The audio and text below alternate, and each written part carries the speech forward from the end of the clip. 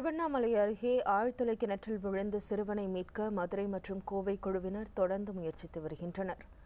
திருவண்ணாமலை மாவட்டம் போளூரை அடுத்த கிடாம்பாளையத்தில் துரை என்பவரின் 3 வயது மகன் சுஜித் அந்த பகுதியில் ஜெயபால் என்பவரின் நிலத்தில் அமைக்கப்பட்டிருந்த ஆழ்துளை கிணற்றில் நேற்று மாலை 4 மணி அளவில் விழுந்தான். 160 அடி ஆழமுள்ள ஆழ்துளை கிணற்றில் தற்போது 45வது அடியில் சிறுவன் சிக்கிக் கொண்டுள்ளான். தொடர்ந்து சிறுவனை மீட்கும் பணி தீவிரமாக நடைபெற்று வருகிறது.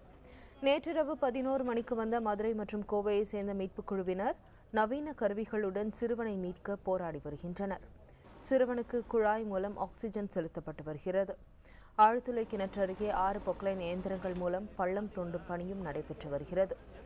மருத்துவ குழுவினரும் தயார் நிலையில் வைக்கப்பட்டுள்ளனர். திருவண்ணாமலை மாவட்ட ஆட்சியர் ஞானசேகரன், காவல்துறை கண்காணிப்பாளர் முத்தரசி ஆகியோர் சம்பவ இடத்தில் முகாமிட்டுள்ளனர்.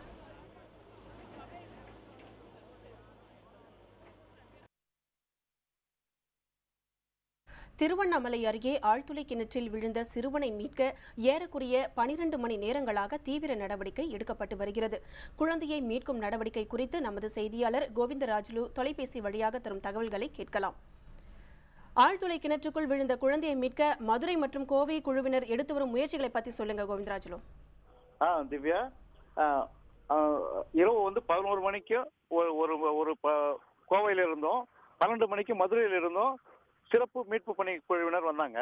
அவங்க சிறப்பு ரோபோட் மாதிரி சில கருவிகளை வச்சுட்டு ஆழ்துளை கிணத்துல 45வது அடியில் இருக்கிற குழந்தைகிட்ட அந்த ரோபோட்டை கொண்டு போயிட்டு அதை கொஞ்சம் அது கை மாதிரி ஒரு அமைப்பு இருக்கு. அந்த அமைப்பு அந்த குழந்தைய இறுக்கமா பிடிச்சி அப்படியே மேல தூக்கலாம் அந்த முயற்சியில ஈடுபட்டு இருக்காங்க. ஆனா அந்த குழந்தைய அந்த இறுக்கி பிடிக்கிற அந்த முயற்சி தோல்வியிலே முடியுது. ஒவ்வொரு தடவை 12 மணில இருந்து இது வரைக்கும் செஞ்சுதான் இருக்காங்க. ஆனா தோல்வியிலே முடிஞ்சுன்னு இருக்கு இது வரைக்கும். ஆனா தொடர்ந்து முயற்சி கைவிடாம இந்த செகண்ட் வரைக்கும் இன்னும் முயற்சி பண்ணி தான் இருக்காங்க.